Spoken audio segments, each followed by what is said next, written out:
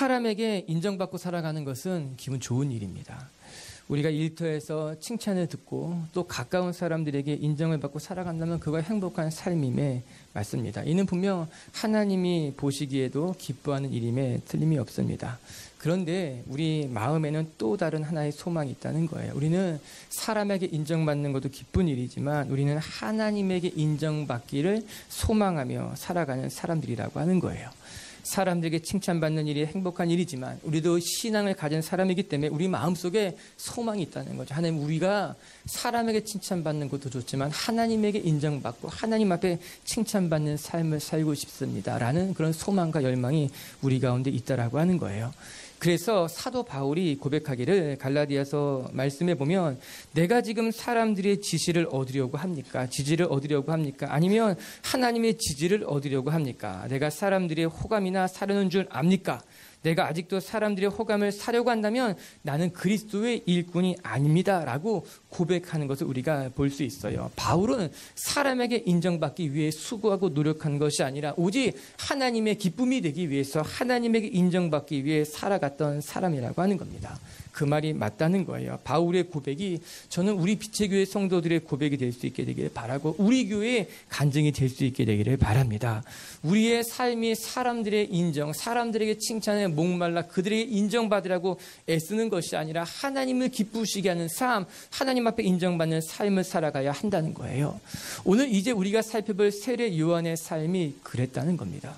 오늘 우리가 살펴볼 세례 요한은 요한복음을 기록한 요한과는 다른 사람입니다. 요한복음을 기록한 요한과 오늘 성경에 기록된 요한을 혼동해서는 안 돼요.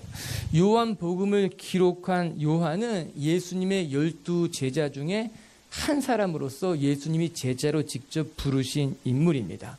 그렇기 때문에 요한복음을 기록한 요한을 가리켜서 우리는 사도 요한이다 그렇게 부르고 있는 거예요.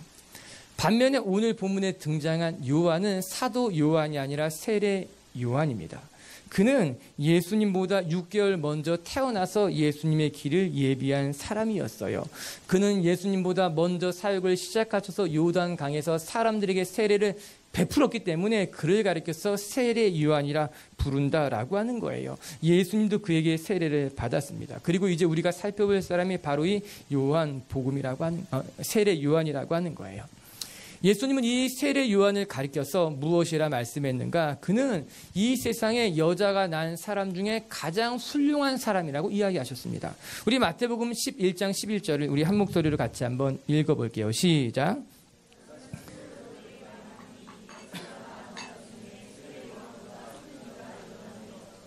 여자가 낳은 자 중에 세례 요한보다 더 큰 사람이 없다. 여기서 크다라고 하는 말은 위대하다라고 하는 뜻이에요. 가장 훌륭하다라고 하는 의미에서 쓰여진 말이라고 하는 거예요.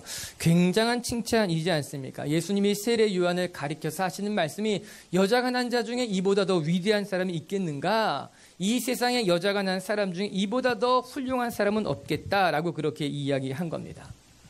세상에는 4가지 종류의 사람이 있을 것입니다. 첫 번째는 하나님께 인정받고 사람들에게도 인정받는 사람일 것입니다. 그리고 두 번째는 하나님께는 인정받았을지 모르지만 사람들에게는 인정받지 못한 사람이 있다라고 하는 거예요. 그리고 세 번째는 사람들에게는 인정을 받았지만 하나님께는 인정받지 못한 사람이 있다는 거죠. 그리고 마지막 4번째는 하나님에게도 사람에게도 인정받지 못한 사람이 있는 것 아니겠습니까? 우리는 누구나 모든 사람들이 다 하나님에게도 인정받고 사람에게도 인정받기를 원해요. 그러나 그런 사람들은 많지 않고 그런 사람들을 찾는 것이 쉽지 않아요. 성경에도 그런 사람은 많이 등장하지 않았습니다. 누구나 그런 삶을 바라지만 꼭 그렇게 되지는 않는다라고 하는 거예요. 중요한 건 예수님은 어떠한 삶을 사셨는가라고 하는 것입니다. 예수님은요, 하나님께는 인정을 받았지만 당시 사는 사람들에게는 인정받지 못했습니다. 그것이 놀라운 일입니다. 반면에 우리가 잘 아는 것 같이 예수님을 못 박았던 빌라도는 사람들에게 인정받기 위해서 죄가 없으신 예수님을 십자가에 못 박을 것을 결정합니다. 그렇기 때문에 빌라도는 사람들에게는 인정을 받았지만 하나님에게는 인정받지 못한 대표적인 사람으로 성경에 기록해 놓고 있는 것 아니겠습니까? 우리의 삶에 있어서 우리가 무엇을 꿈꾸고 무엇을 소망해야 되겠는가? 우리는 예수님의 삶처럼 하나님 앞에 인정받는 것이 중요하다라고 하는 거예요. 우리가 오늘 묵상하게 되는 세례 요한이 그런 삶을 살았다라고 하는 거예요. 그는 하나님 보시기에 합당한 삶, 예수님이 보시기에 인정한 삶을 살아갔다라고 이야기하고 있는 거예요. 그것이 복되고 감사한 일 아니겠습니까? 오늘 우리 미치교회 성도들이 사람들에게 어떤 인정을 받을까, 그것에 목말라고 그 사람들을 쫓아다니는 인생이 아니라 그보다 먼저 하나님 앞에 인정을 받기 위해 하나님 보시기에 바른 삶을 선택할 수 있는 하나님의 사람들이 될 수 있게 되길 주의 이름으로 축복합니다. 오늘 사도 요한이 세례 요한을 어떻게 소개하고 있는가는 굉장히 흥미롭습니다. 오늘 6절의 말씀을 같이 한번 읽어볼게요. 6절입니다. 시작. 하나님께로부터 보내심을 받은 사람이 있으니 그의 이름은 요한이라. 오늘 사도 요한이 세례 요한을 소개함에 있어서 어떻게 시작하고 있는가? 그는 하나님께로부터 보내심을 받은 사람이라고 이야기하고 있다는 거예요. 세례 요한을 한마디로 표현했을 때 가장 중요한 것이 무엇이었는가? 그는 하나님의 보내심을 받은 사람이다. 너무 인상적인 소개가 아닐 수 없습니다. 여러분, 우리가 누군가를 소개할 때는 그 사람이 누구인가, 그 사람의 이름과 그 사람이 하고 있는 일과 그 사람이 어디에 속해 있는가, 학력과 직업 등을 말하는 것 아닙니까? 그것이 그 사람을 이해하는 데 중요한 요소가 되겠죠. 그 사람의 이름이 무엇인가? 아, 그 사람이 이런 학교를 나왔구나. 아, 그 사람은 이런 직장에서 이런 일을 하고 있구나. 그것이 중요할 테예요. 그러나 요한복음을 기록한 사도 요한은 세례 요한을 소개함에 있어서 그가 어떤 사람인지, 어떤 일을 했는지, 그의 이름은 누구인지를 말하는 것보다 우선시했던 것이 있는데, 무엇인가? 그는 하나님이 보낸 사람입니다 라고 그것을 더 우선적으로 이야기하고 있다라고 하는 거예요. 사도 요한이 보기에 더 중요한 것은 그가 이 땅에서 무슨 일을 한 것보다 그는 하나님이 보낸 사람이라는 것이 더 중요했다라고 하는 것입니다. 그러고 보면 우리가 누군가를 이해함에 있어서 그가 누구와 보낸 사람인가가 중요할 때가 있는 거예요. 예를 들면 대사관이라고 하는 직책은 나라가 그 사람을 보증해서 개런티해서 나라의 대표해서 그 사람을 외국으로 보내준 것 아닙니까? 그 대사관이 어떻게 생겼든지, 그 대사관이 어떤 학교를 나왔는지, 그 대사가 어떤 사람인지는 중요하지 않아요. 중요한 것은 그 대사를 나라에서 개런티, 보증해서 이 나라의 대표로 그 사람을 보냈기 때문에 그 사람은 자격이 있는 거예요. 그 사람은 권한을 가지고 이 일을 대행하는 사람이 된다라고 하는 것입니다. 이 세례 요한이라는 사람이 어떤 사람인가 하면 그는 하나님이 개런티한 사람이라는 거예요. 하나님이 그를 보증해서 그를 믿고 그를 이 땅에 보낸 사람이 되었다라고 하는 겁니다. 그래서 세례 요한이 저는 너무 부러운 거예요. 세례 요한은 예수님의 인정을 받은 사람일 뿐만 아니라 하나님이 그를 보증하여 내보낸 사람이라고 하는 것이에요. 전 우리도 이런 칭찬을 듣게 되는 사람이 되기를 소망해 봅니다. 천정원 목사가 어떤 사람인가? 아, 그 목사님은 예수님이 인정하는 사람이야. 그 목사님은 하나님이 개런티하는 믿을 만한 사람이야 라고 그런 칭찬을 받는다면 그거 얼마나 기쁘고 감사한 일이겠어요. 아니, 저뿐만 아니라 이곳에 예배드린 모든 사람들, 세상 사람들이 여러분을 바라볼 때 저 사람은 예수 믿는 사람일 뿐만 아니라 저 사람은 믿을 만한 사람이야. 예수님이 인정했고 하나님이 인정했고 정말 교인으로서 온전한 사람 같애라고 칭찬 들으면 그것이 얼마나 기쁘고 감사한 일이겠는가 하는 거예요. 우리 미체교회 성도 여러분, 우리가 예수님처럼 세례 요한처럼 예수님에게 인정받고 하나님 앞에 칭찬받을 수 있는, 그래서 세상 사람들에게도 옳다 인정받는 사람들이 될 수 있게 되길 주님의 이름으로 축복합니다. 우리가 살펴볼 것이 바로 여기에 있어요. 그러면 세례 요한이 어떤 삶을 살았기에 예수님이 그를 그렇게 칭찬했을까 하는 거예요. 세례 요한은 어떤 삶을 살았기에 하나님은 그를 보내시고 기뻐했을까 하는 겁니다. 첫 번째, 세례 요한이 그렇게 예수님에게 칭찬과 인정을 받을 수 있었던 것은 그의 삶에 예수님이 보시기에 분명한 목적과 사명이 있었기 때문인 거예요. 그리고 세례 요한은 그 합당한 목적을 위해 조금도 주저함 없이 헌신했던 삶을 우리에게 보여주고 있다는 겁니다. 세례 요한에 대해서 설명해주는 마가의 증언을 먼저 들어볼 필요가 있어요. 마가복음 1장 4절에는 이런 말이 나와요. 같이 한번 읽어볼게요. 시작. 세례 요한이 광야에 이르러 죄의 사함을 받게 하는 회개의 세례를 전파하니 1장 6절이에요. 시작. 요한은 낙타털 옷을 입고 허리에 가죽띠를 띠고 메뚜기와 석정을 먹었더라. 여러분, 세례 요한은 우리가 아는 것과 같이 평범한 인물은 아니었을 것입니다. 그는 광야에 나아가서 예수 그리스도를 앞서 증거한 사람이었을 뿐만 아니라 광야에서 낙타털 옷을 입고 메뚜기와 석청을 먹으며 매우 절제된 삶을 살아가고 있었다라고 마가가 증언해주고 있는 거예요. 평범한 사람으로서는 따라할 수 없는 모습을 마가가 보여주고 있는 것 아니겠습니까? 우리가 뒤에 차차 살펴보겠지만 이 광야는 낮에 연일 40도에 이르는 매우 더운 지역이었어요. 그곳에서 하나님의 말씀을 선포하는 일은 결코 쉬운 일이 아니었을 것입니다.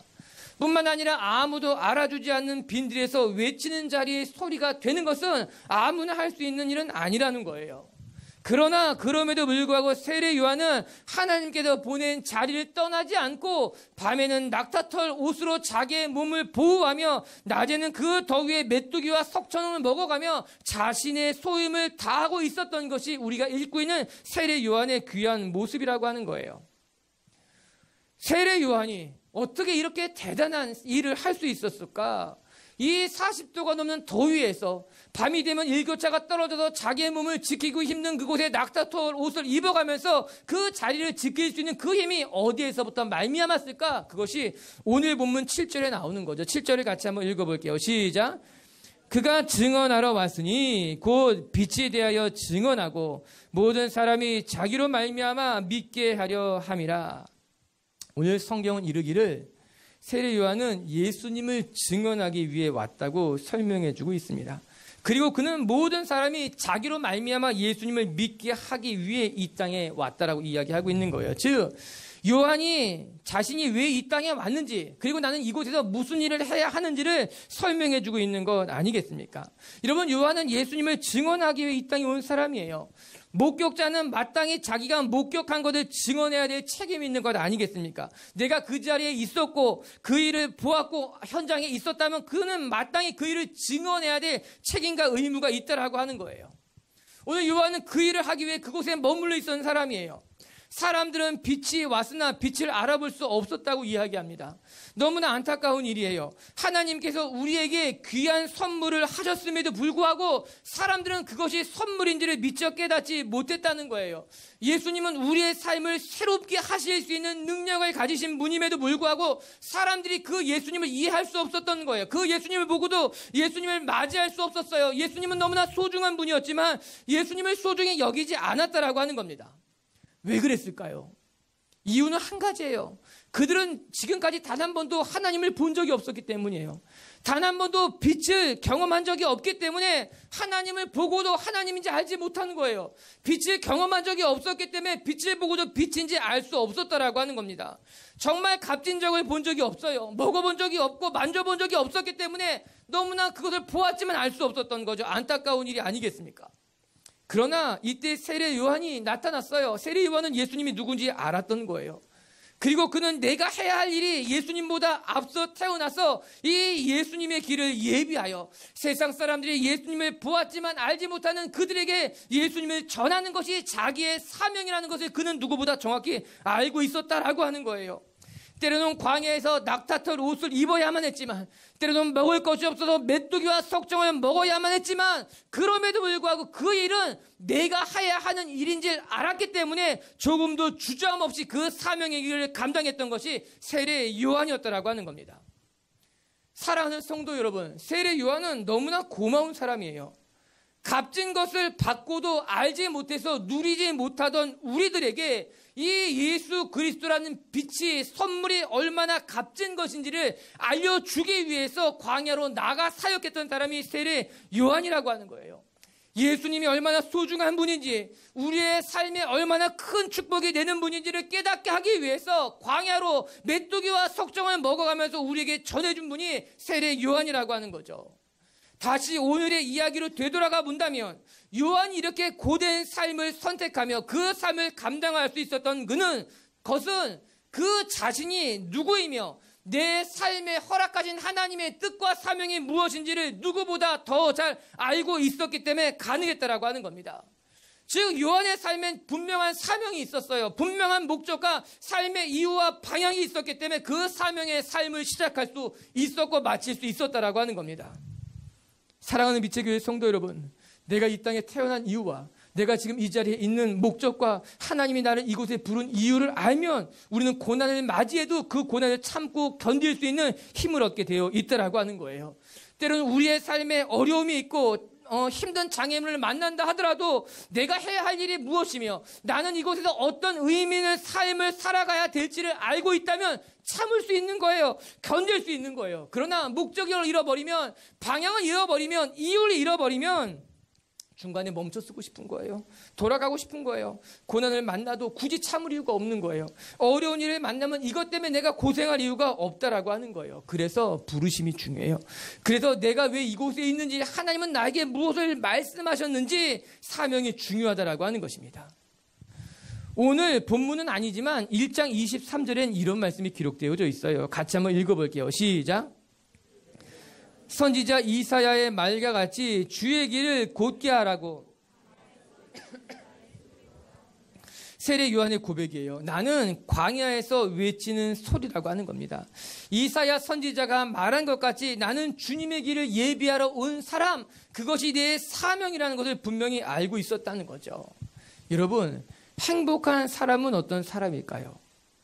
저는 행복한 사람은 자신이 누구인지를 알고 내가 해야 할 일이 무엇인지를 깨달아서 그 일을 위해 헌신하며 살아가는 사람이 진짜 행복한 사람이라고 생각합니다. 물론 좋은 것을 먹고 좋은 것을 누리고 살아가는 것도 행복할 수도 있겠지만 좋은 것을 먹는 것, 좋은 것을 누리는 것이 우리의 삶의 전부가 될 수는 없다라고 하는 거예요. 비록 세례 요한은 광야에서 그 털옷을 입고 추위를 견뎠지만 메뚜기와 석청을 먹으며 매우 절대된 삶을 살아갔을지 모르지만 분명한 것은 그는 매우 행복한 삶을 살고 있었을 것이다 라는 생각이에요. 하나님이 해야 할 일, 하나님이 맡기신 일이 무엇인지 그는 누구보다 선명히 알았기 때문에 하루하루가 보람찼으며 의미 있는 삶을 이어갔다는 거죠. 사랑하는 빛의 교회 성도 여러분, 꿈을 꾸는 사람이 행복한 사람입니다. 그리고 그 꿈을 위해 오늘도 내가 헌신할 수 있는 건강이 있고 힘이 있고 열정이 있다면 그 사람의 길이 행복한 길이 된다라고 하는 거예요. 여러분이 있어야 할 곳이 어디이며 여러분은 그곳에서 어떤 방향을 향해 달려갈지를 깨닫게 된다면, 그리고 그곳에서 여러분의 열정을 헌신할 수 있다면 그것은 하나님이 주신 축복이라고 하는 거죠. 여러분의 삶에 하나님의 뜻이 발견되고 여러분이 있는 곳에서 하나님의 음성을 들을 수 있는 저와 여러분이 되길 주님의 이름으로 축복합니다. 그래서 내게 주신 자리에서 하나님이 주신 열정을 다해 헌신했을 때 기쁨과 만족을 배울 수 있는 우리 빛의 교회 성도가 되었으면 좋겠어요. 두 번째, 오늘 세례 요한이 예수님에게 칭찬받을 수 있었던 것은 세례 요한의 삶이 누구보다도 겸손한 태도를 가지고 있었다는 겁니다. 여러분, 세례 요한은 능력이 많은 사람이었어요. 많은 사람이 그에게 나와서 세례를 받았습니다. 심지어 당시 헤롯 왕까지도 세례 요한을 두려워했다고 성경이 우리에게 보여주고 있지 않습니까? 그러나 많은 사람이 세례 요한을 찾아와 그에게 세례를 받고 많은 사람들이 그를 존경했고 심지어는 왕까지 그를 두려워했어도 세례 요한은 누구보다 겸손한 삶의 자세를 잃어버리지 않았다는 거예요. 그것이 중요합니다. 우리 8절의 말씀을 한번 같이 읽어볼게요. 8절입니다. 시작. 그는 이 빛이 아니요 이 빛에 대하여 증언하러 온 자라. 여러분, 세례 요한은 빛이 아니라 빛에 대해서 증언하여 하기 위해서 온 사람이라고 이야기합니다. 세례 요한이 말하기를 나는 빛이 아니라는 거예요. 나를 주목할 필요가 없다라고 하는 겁니다. 저는 이 말씀이 너무나 큰 도전이 되었어요. 여러분, 사람들은요 대부분 자기 자신이 중요합니다. 내가 주목을 받아야 되고 가능하면 내가 주인공이 되어야만 됩니다. 내 의견은 반드시 존중받아야 된다는 생각을 우리는 가지고 있어요. 때로는 내가 생각한 대로 돼야지만 마음이 편한 사람들이 많습니다. 만약에 그렇게 되지 않았을 때 사람이 나를 존중해 주지 아니하고 사람이 내 의견에 귀를 기울여 주지 아니하고 때로는 내 뜻대로 되지 않으면 우리는 상처받았다고 쉽게 그렇게 이야기합니다. 나는 이곳에 있을 자리가 아니라고 이야기합니다. 때로는 성도들끼리 싸우기도 합니다. 때로는 그것 때문에 교회를 떠나는 사람도 흔히 볼 수 있게 됩니다. 어떤 사람은 자기가 하지 않았음에도 불구하고 자기가 한 것처럼 살아가는 사람들도 많이 있습니다. 남들이 다 해놓은 일에 수저 하나만 올려놓고도 마치 자기가 큰 일을 한 것처럼 살아가는 사람들도 적지 않습니다. 그런데 오늘 세례 요한은 우리에게 무엇을 보여주고 있습니까? 자기는 빛이 아니라는 거예요. 나는 빛이 아닙니다. 빛은 저기 계신 저분이 빛입니다. 저는 중요한 사람이 아닙니다. 저분이 중요한 사람입니다. 나를 주목할 필요가 없이 저 사람을 주목하고 저 사람을 따라가고 저 사람 앞에 나아가는 것이 맞다고 오늘 이 세례 요한이 우리에게 보여주고 있는 것 아니겠습니까? 심지어는 이렇게까지 이야기합니다. 요한복음 3장 30절에 나오는 말씀인데 같이 한번 읽어봐요. 그는 흥하여야 하겠고 나는 쇠하여야 하니라. 여기서 그는 예수님을 말하는 거고 나는 세례 요한을 말하고 있는 거예요. 이는 세례 요한의 립서비스가 아니라 진심이었어요. 세례 요한은 말하기를 나는 쇠해도 됩니다. 나는 그냥 망해도 됩니다. 흥할 분은 저기 계신 예수님이 흥하면 된다는 거예요. 내 가진 모든 것을 다 들여서라도 내가 망하더라도 저분이 흥하게 된다면 나는 그것으로 기쁘게 살아가겠다라고 하는 거예요. 이처럼 세례 요한은 겸손한 사람이에요. 자기의 모든 것을 낮추고서라도 예수님을 높일 줄 아는 사람이었다는 겁니다. 전 이 말씀을 보면서 예수님이 너무 부럽더라고요. 예수님 너무너무 좋겠다. 이렇게 훌륭한 제자가 있으니 얼마나 행복할까. 이렇게 귀한 사람의 곁에서 길을 예비 주니 얼마나 감사한 일이겠어요. 그런데 가만히 생각해 보니까는 이는 유유상종이라고 하는 거예요. 예수님이 겸손한 삶을 사셨기 때문에 예수님이 하나님의 아들이었지만 누구보다도 낮은 곳으로 내려와서 십자가의 삶, 좁은 길을 걸어가셨기 때문에 세례 요한과 같은 사람이 그 곁에 함께하기에 어울렸다는 거예요. 조화스럽다는 거예요. 맞다라고 하는 것입니다. 자기를 드러내기를 좋아하고 거만하게 살아가고 누구보다 자기를 높이는 것을 기뻐하고 다른 사람에게 자기 의견을 이렇게 강요하는 사람이라면 세례 요한은 그 곁에 어울리지 않는 사람일 거예요. 세례 요한은 그 곁에 있을 수 없는 사람일 거예요. 맞아요. 우리도 우리 곁에 세례 요한과 같은 사람이 있기를 바라기 전에 우리가 먼저 예수님과 같이 낮은 자세로 좁은 십자가의 길을 선택하게 된다면 우리는 세례 요한과 같은 삶을 또 살아가게 되고 그런 하나님의 사람들이 함께 만들어져 가게 되어 있다라고 하는 거죠. 빛의 교회 성도 여러분, 우리가 요한의 겸손한 삶의 자세를 배울 수 있게 되기를 바랍니다. 나는 빛이 아니라고, 나는 빛을 증거하러 온 사람이라고, 나는 주목받을 필요가 없고 우리는 예수님만 높이면 된다고 고백할 줄 아는 겸손함이 우리 가운데 있게 되기를 바랍니다. 오늘 말씀해 보니 요한은 예수님을 믿게 하기 위해서 왔다라고 이야기합니다. 그게 7절의 말씀이에요. 자기로 말미암아 예수님을 믿게 하려 함이다. 이게 요한의 증언이에요. 그런데 여러분 가만히 생각해 보면 그것이 가능할 일이라고 생각합니까? 한 번도 빛을 본 적이 없기 때문에 빛이 와도 빛을 알아볼 수 없는 이들에게 어떻게 이분이 빛이라는 것을 설명해 줄 수 있습니까? 한 번도 빛을 본 적이 없기 때문에 빛이 왔음에도 불구하고 그 빛을 알아보지 못하는 그들에게 어떻게 빛을 소개하고 설명하고 그들을 믿게 하겠다는 거예요. 맛있는 음식이라면 데려가 봐서 먹여보면 됩니다. 맛있지요? 알게 되는 거예요. 좋은 곳은 데려가서 보여주면 됩니다. 너무나 멋있는 곳이 아닙니까? 좋은 옷은 내가 사다가 입혀보면 되는 거예요. 너의 잘 맞는 옷이라고, 너에게 딱 맞는 옷이라고. 그런데 예수님은 어떻게 보여줘요? 어떻게 이분이 빛이라는 것을 설명할 수 있겠는가라고 하는 거예요. 이건 사실 불가능한 일인 거죠. 그런데 이 세상 일들 가운데 진실이라는 것은 말을 통해서 믿게 되는 것보다 그 말한 사람이 믿을 만한 사람이기 때문에 받아들이는 경우가 더 많다는 것을 우리가 알아야만 됩니다.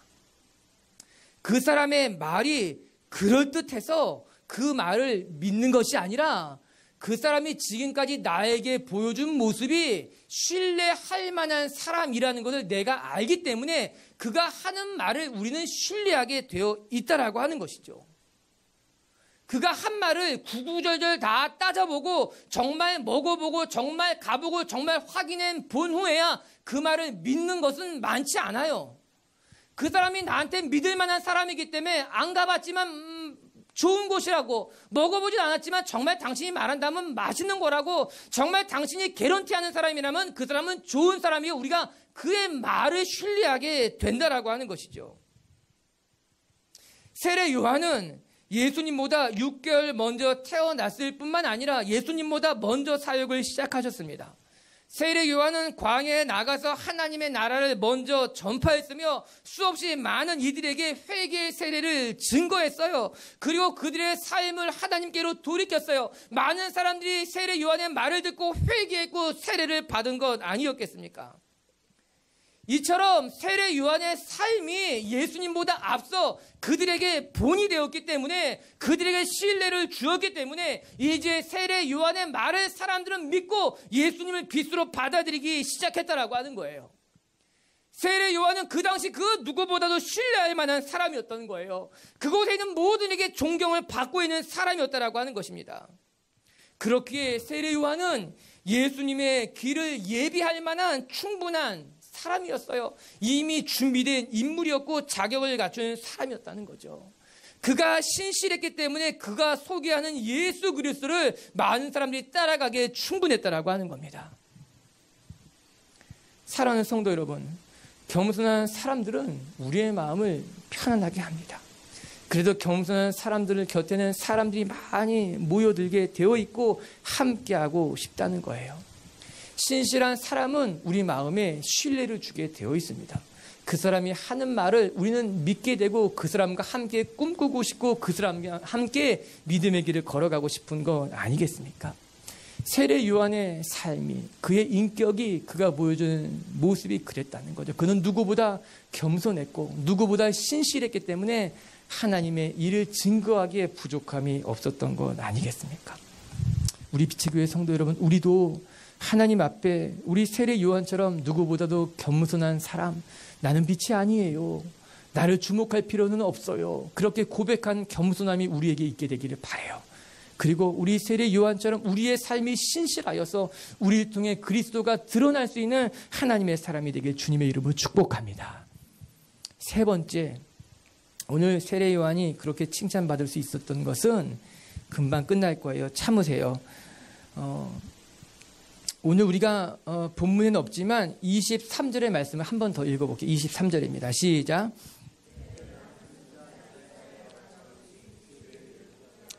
광야에서 외치는 자의 소리로라 하니라. 하나님께서 칭찬하시는 삶은 어떤 삶인가? 하나님의 말씀을 몸소 실천하는 사람이 하나님의 칭찬을 받는 사람이라는 거예요. 요한복음 1장 23절에 선지자 이사야의 말과 같이 세례 요한은 이사야가 예언한 그 광야에서 외치는 자의 삶이 내가 살아가야 될 삶이라는 것을 알았어요. 그리고 그것을 받아들이고 몸소 그것을 실천하기 위해 광야로 나아갔다는 겁니다. 이 말씀이 내가 순종해야 될 말씀임을 그는 믿고 그 말씀을 붙들고 삶의 자리로, 실천의 자리로 나아간 것이 세례 요한이었다라고 하는 거예요. 우리가 앞서 살펴본 같이 광야는 낮에는 40도에 이르는 뜨거운 더위가 있었고 저녁이 되고 밤이 되면 일교차가 떨어져서 0도 아래로 내려가까지 추운 곳이기 때문에 낙타 털 옷을 광야에서 입을 수밖에 없었다는 거예요. 그는 먹을 것이 없어서 메뚜기와 석정으로 자기의 삶을 절제하며 믿음의 길을 지켰던 것 아닙니까? 그럼에도 불구하고 세례 요한은 도시로 나가지 않았어요. 사람들이 모여있는 곳으로 가지 않았어요. 왜? 내가 있어야 될 자리는 광야에 외치는 소리이기 때문에, 나는 빈들에서 복음을 전해야 하는 사람이기 때문에 그는 그럼에도 불구하고 광야와 빈들을 지키며 그곳에서 순종의 길을 걸어갔다는 겁니다. 어떤 사람이 하나님 보시기에 마음에 합한 사람이냐고요? 하나님의 말씀을 입으로만 떠버리는 사람이 아니라 하나님의 말씀을 내 마음으로 받고 그 말씀을 붙들고 세상에 나가 실천하는 사람이 하나님 보시기에 합한 사람이라고 하는 겁니다. 순종이라는 것이 참 신기한 것인데 한 번 순종하면 그 순종은 우리를 또 다른 순종으로 인도합니다. 그러나 내가 한 번 불순종하게 되면은 그 불순종은 우리를 끊임없이 두렵게 만듭니다. 우리가 하나님 말씀에 한 번 순종하게 되면 하나님께서는 이 순종은 우리에게 용기를 줍니다. 아, 순종하면 되는구나. 그래서 순종은 또 다른 순종으로 우리를 인도해 가지만 우리가 무엇인가 두려워서 불순종하게 되면 그 불순종은 우리를 또 다른 두려움의 곳으로 우리를 몰아갑니다. 그래서 불순종은 또 다른 불순종을 낳고 그 불순종은 우리를 계속 두렵게 만들어 간다라고 하는 거예요. 그래서 순종하는 사람이 계속 순종하게 되고 불순종은 늘 불순종하던 사람이 두려움에 머물러서 아무것도 하지 못하게 된다라고 하는 거예요.